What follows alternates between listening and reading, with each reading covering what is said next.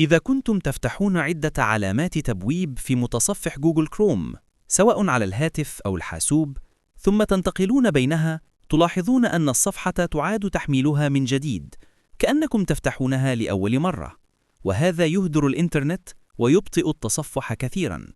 الحمد لله، هناك حل بسيط جداً ومجرب يحل المشكلة نهائياً في أقل من دقيقة، ويناسب الجميع إن شاء الله. الحل كالتالي: نفتح متصفح جوجل كروم عادي جدا.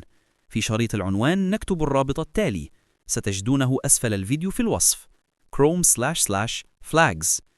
بعد فتح الصفحة، نذهب إلى خانة البحث في الأعلى ونكتب كلمة Global Media Controls، أو نكتب مباشرة #Global Media Controls.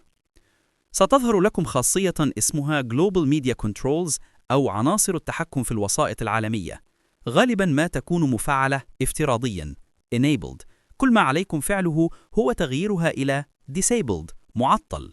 بعد ذلك نضغط على الزر الأزرق في الأسفل relaunch إعادة تشغيل كروم. سيغلق كروم ويفتح من جديد تلقائياً. مبروك، المشكلة انحلت تماماً، وعلامات التبويب لن تعاد تحملوها بعد الآن عند التنقل بينها، وسيوفر ذلك كمية كبيرة من البيانات والوقت. إذا لم تنجح الطريقة عندكم لأي سبب، قد تختلف الأمور قليلاً من جهاز لآخر أو من إصدار لآخر، أرجوكم اكتبوا لي في التعليقات نوع جهازكم وإصدار كروم، وإن شاء الله نجد لكم الحل المناسب.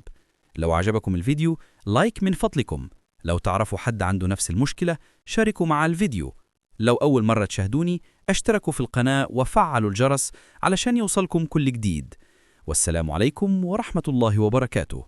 لا تنسوا تفعيل المتابعة وزر الجرس، ومرحبا بكم في عائلتنا الموسعة.